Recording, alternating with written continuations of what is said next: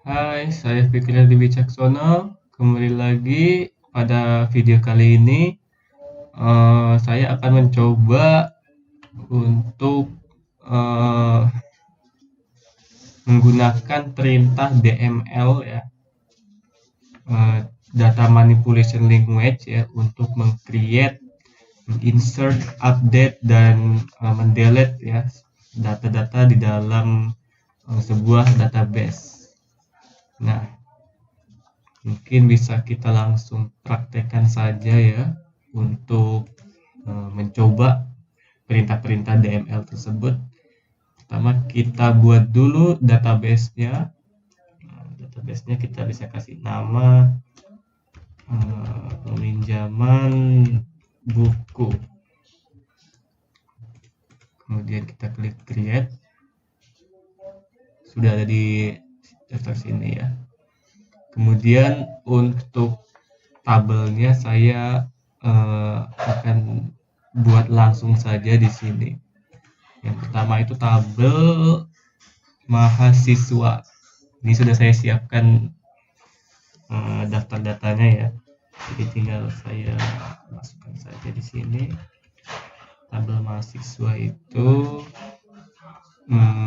ada berapa kolom ya? Oh, ada 2. Jadi tabel mahasiswa ini akan saya berikan kolom 2 ya, untuk input data ID mahasiswa dan nama mahasiswa. Yang pertama itu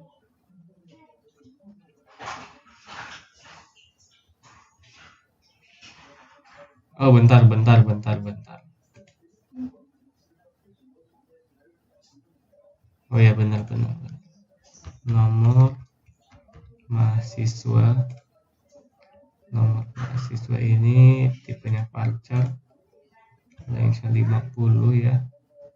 Kemudian ada nama mahasiswa, tipe juga varchar 50. Dan kita klik save.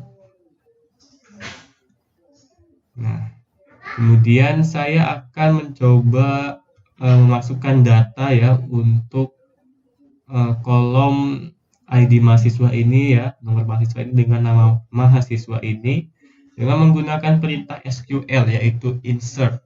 Nah, untuk perintah datanya sendiri kita bisa menggunakan menu SQL yang di sini ya, atau bisa kita gunakan juga command prompt. Nah, command line seperti ini ya yang tersedia di OS. Nah, kali ini saya akan mencoba menggunakan perintah langsung dari command line-nya. Yang pertama kita run dulu MySQL ya. Kita run dulu file eksekusi MySQL-nya. Kemudian kita gunakan database tadi, itu namanya apa ya? Peminjaman buku.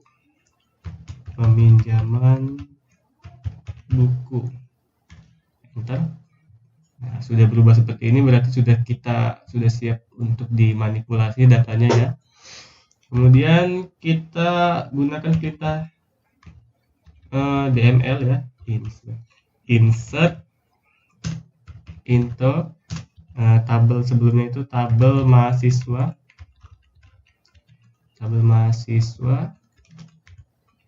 Data yang akan kita masukkan itu nomor mahasiswa dan nama mahasiswanya. Kemudian baru kita masukkan data value-nya ya. Untuk mahasiswa pertama itu kodenya MIS01 dengan nama Budiono. Ini untuk mahasiswa pertama. Yang kedua itu siapa ini? MHS02. Namanya itu adalah Mulyadi. Kemudian mahasiswa ketiga itu Burhan.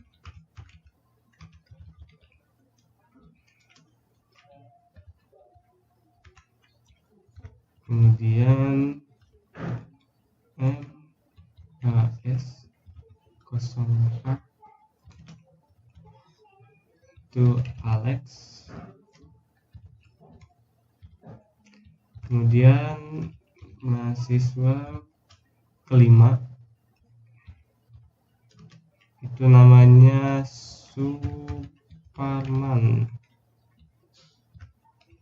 Oke.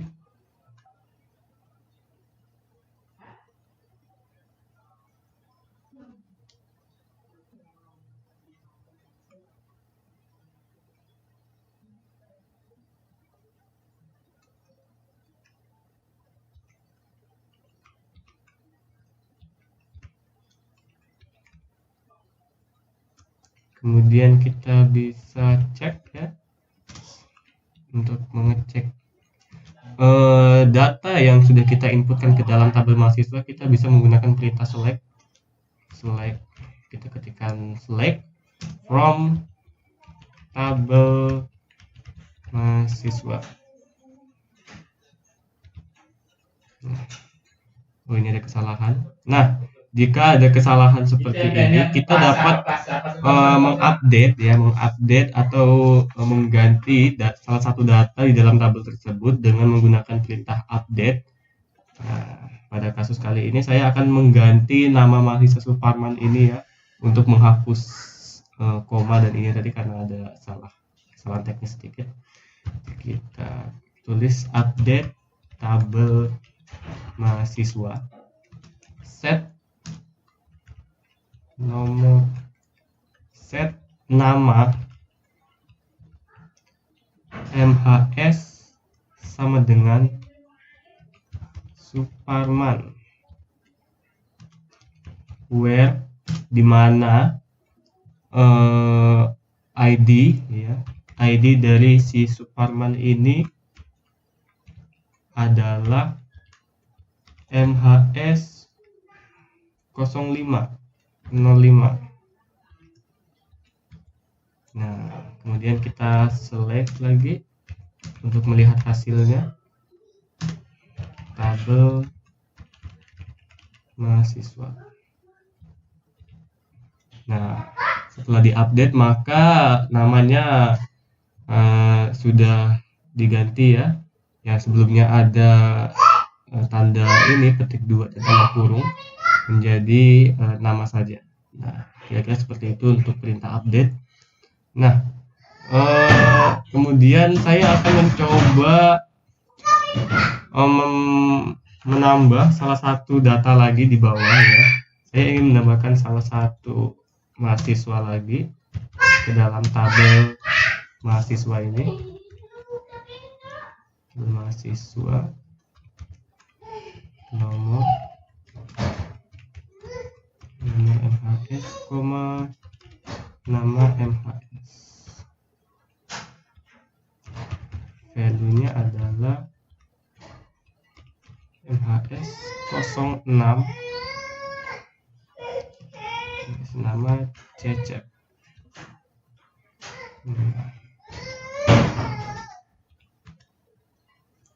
Kemudian kita cek kembali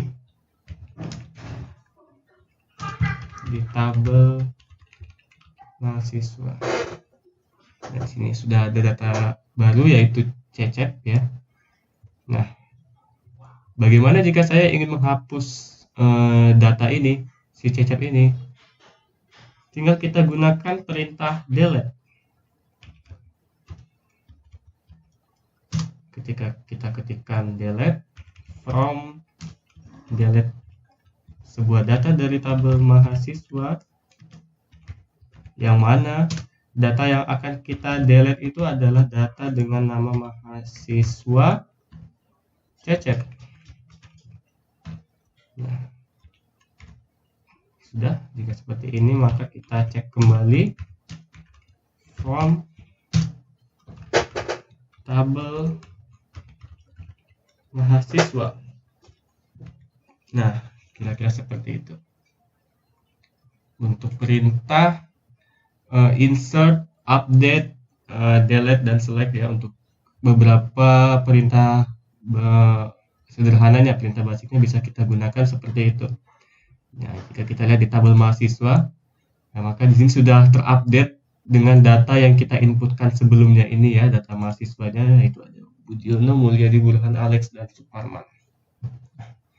Kemudian saya akan menambahkan beberapa tabel lagi di database peminjaman buku ini ya. Nah, jadi saya akan coba meng-create tabel dengan nama, sebentar saya cek datanya dulu. Kalau tidak salah ini datanya lumayan banyak. Di mana datanya ya? Tabel mahasiswa sama tabel apa lagi? Tabel buku. Oh ya, tabel buku. Tabel buku. Tabel buku ini. Tabel buku ini punya berapa row? Sebentar. Kita cek dulu di datanya ya. Mana ini aduh. Tabel buku itu ada nomor buku ya. Ada kolom nomor buku, judul, penerbit, dan tahun terbit. Berarti ada 4. Oke, langsung kita klik go.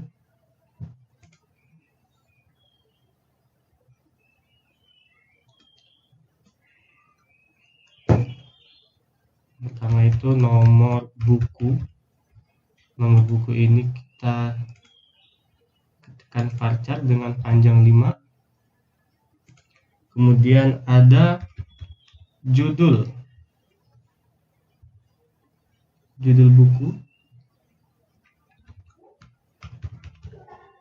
Ada penerbit. Kemudian ada tahun terbit. Kita singkat aja ya, tahun terbit. Judul buku ini kita set varchar 50. Penerbit kita set juga varchar ya, varchar 50. Dan tahun terbit itu kita set varchar dengan panjang 4 karakter. Sudah, kita klik save. Nah, kemudian saya tambahkan lagi satu tabel, yaitu tabel denda. Tabel denda itu kolomnya ada 2. Tabel denda itu kolomnya ada 2. Yang pertama itu untuk selisih hari. Yang kedua itu adalah dendanya untuk menghitung nominal. Selisih hari ini kita integerkan saja, denda juga kita integerkan. Kita klik save.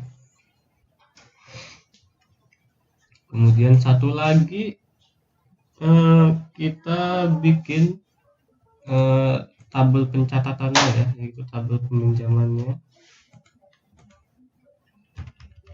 Kita beri nama tabel peminjaman dengan kolomnya ada berapa? 1, 2, 3, 4, 5. Ada 5 kolom.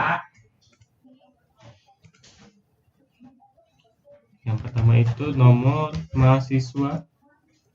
Ini sebagai kolom referensi.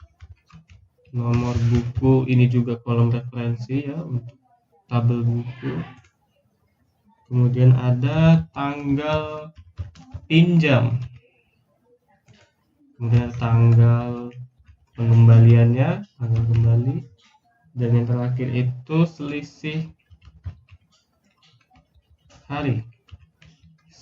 Selisih hari, rentang waktu antara tanggal pinjam dan tanggal kembali. Kira-kira kapan jatuh temponya?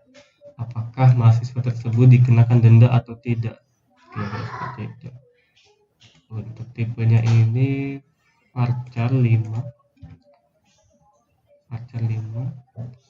Kemudian untuk nomor buku ini juga varchar.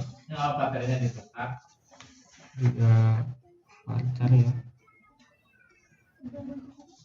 Yaitu 5. tanggal pinjam ini tipenya date, tanggal kembali tipe date. Nah, kemudian selisih hari itu integer.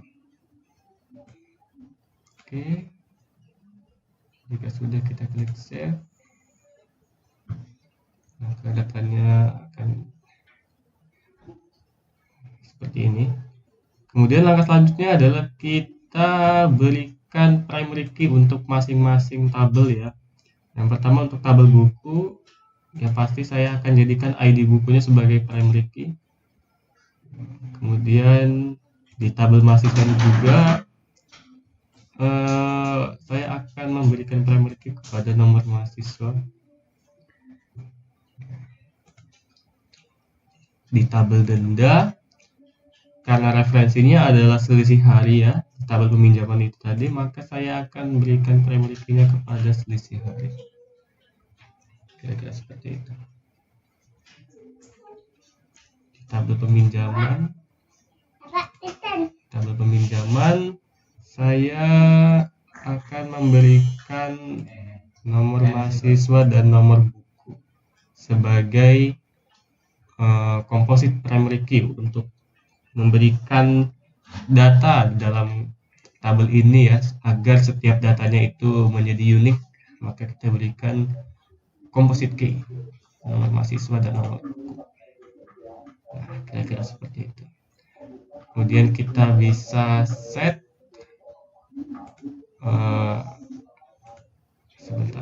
kita bisa set relation-nya ya melalui relation view.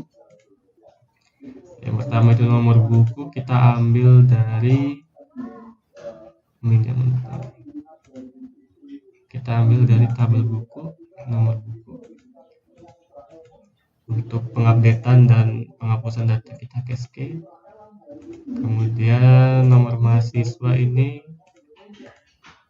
dari tabel mahasiswa itu nomor mahasiswa. Ini kita cascade juga. Kita cascade.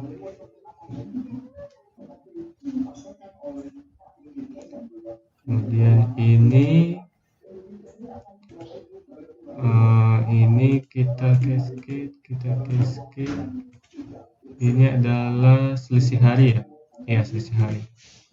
Selisih hari itu di tabel denda selisih hari. Kita klik save.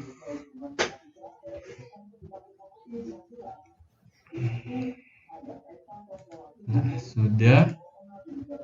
Jika kita lihat di tabel desainernya, nah maka masing-masing tabelnya akan terhubung seperti ini ya, sesuai dengan primary key dan foreign key yang telah kita hubungkan tadi. Sebentar, saya rapikan dulu supaya nampak elegan. Tabel denda itu di bawah sini aja. Oke, seperti ini.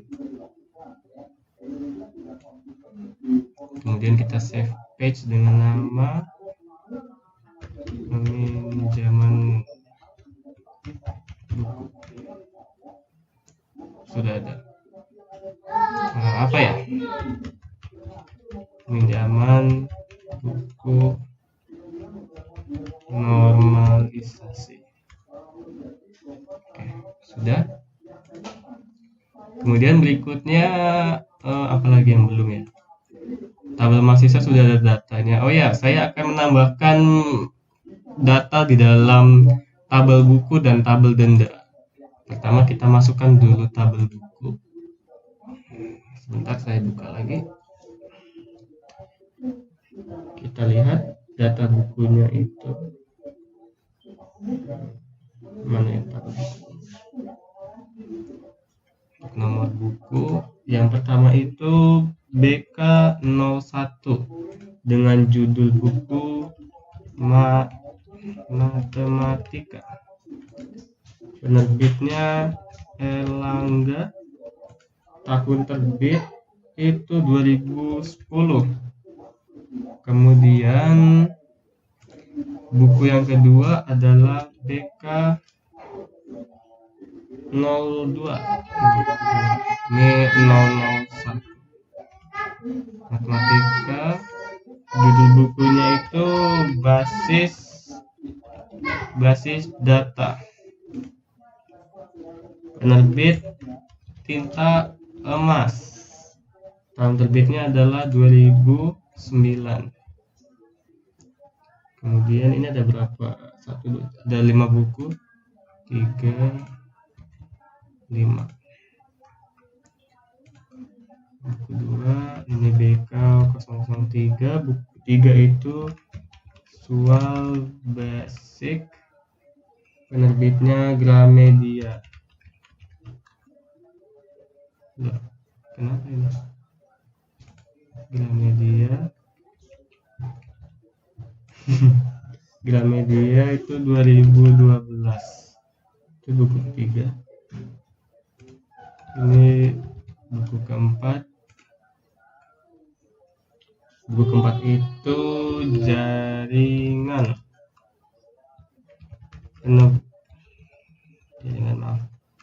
penerbitnya itu Penebar Swadaya, tahun terbit 2008. Yang 5 itu PK 005, itu datanya struktur data, penerbit Smart Book, tahun terbit 2011. Gitu. Sudah ya, sudah terinput semua datanya. Kemudian untuk tabel dendanya kita tambahkan berapa data? 1 sampai kita tambahkan 15 baris data sini. Selisih hari pertama itu 0, selisih hari 2 itu 0, selisih hari 3 itu 0, selisih 4 itu 0, selisih hari 5 itu 0, selisih hari 6 itu 0, selisih hari 7 itu 0, selisih hari ke-8 itu 500, selisih hari ke-9 itu 1000, 10, 1500, 11, 2000, 12, 2500, 13, 3000, 14, 3500, dan 15 itu adalah 4000. Kita klik go. Sudah terdapat tabel dendanya di sini ya, sesuai dengan selisih harinya. Kemudian untuk mana lagi yang belum? Buku sudah, denda sudah, mahasiswa sudah. Untuk ya tabel peminjaman. Untuk tabel peminjaman berarti kita masukkan datanya, yaitu ada berapa? 1, 2, 3, 4, 5, 6, 7. Ada 7 row. Yang pertama itu mahasiswa pertama meminjam buku pertama dengan tanggal pinjam 2020 01 11 1, tanggal pengembaliannya itu 22. Selisih harinya adalah 11 hari. Dari 11 ke 22 11 hari. Kemudian yang kedua itu mahasiswa pertama, masih mahasiswa pertama, namun dia meminjam buku yang ketiga. Tanggalnya itu 2020 01 15. Pengembaliannya itu tanggal 20. Dengan selisih hari 5 hari ya. Ya 5 hari. Kemudian yang ketiga itu mahasiswa kedua meminjam buku yang kedua dengan tanggal pinjam dari 1 11. Di mana ini? 2020 126.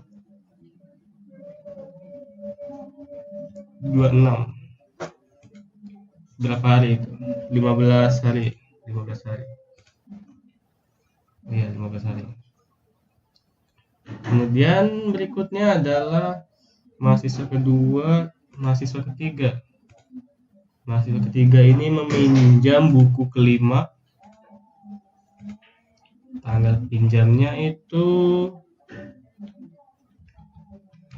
dia meminjam dari tanggal 13 Januari 2020. Kemudian pengembaliannya itu tanggal 19/01/19. Ini 6 hari. 6 hari. Berarti belum jatuh tempo, belum kena dendanya berarti. Nah, kemudian mahasiswa berikutnya itu masih mahasiswa ketiga. Namun dia meminjam buku pertama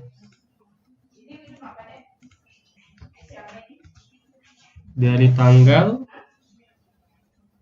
18 hingga tanggal 24. Tanggal 24. Berapa? 6 hari ya? Iya, 6 hari. Kemudian yang berikutnya mahasiswa keempat meminjam buku keempat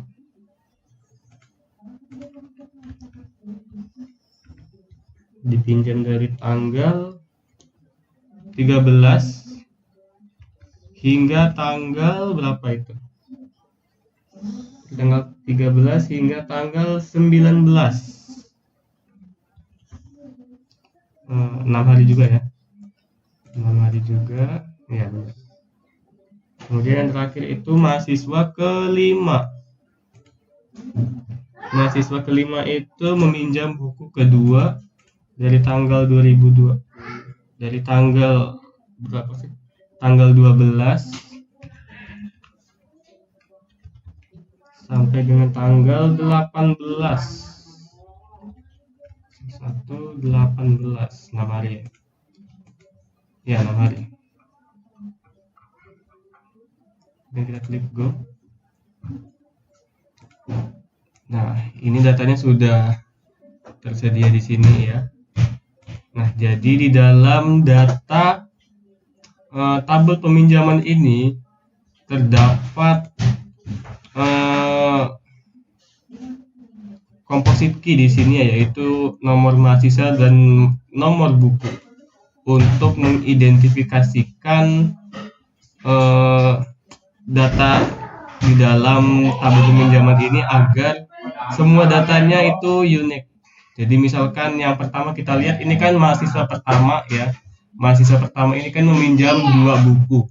Kalau kita tidak set primary key-nya ini menjadi composite key, maka data yang kita insertkan di menu ini tadi sebelumnya akan invalid, tidak bisa, karena terdapat data duplikasi, yaitu mahasiswa pertama dan mahasiswa pertama juga di baris kedua ini. Karena itu kita set nomor mahasiswa dan nomor bukunya sebagai composite key agar satu mahasiswa dapat meminjam beberapa buku sekaligus, kira-kira seperti itu.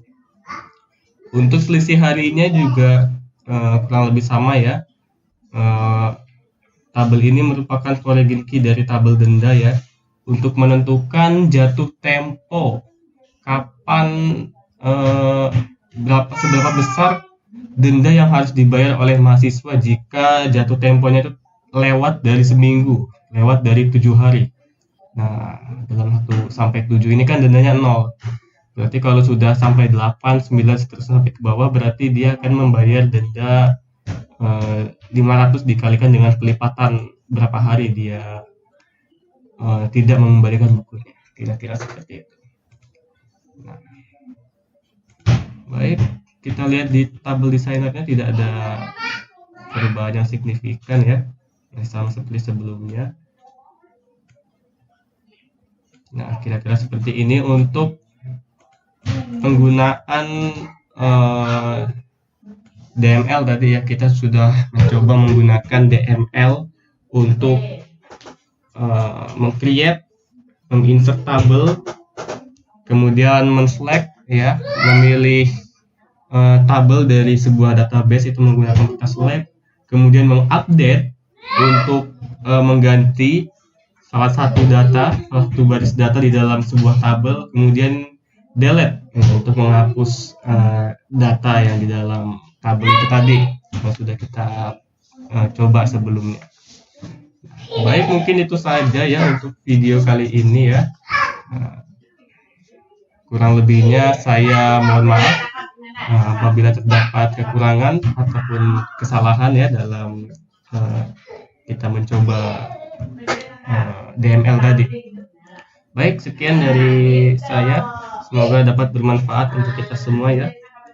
Terima kasih dan sampai jumpa.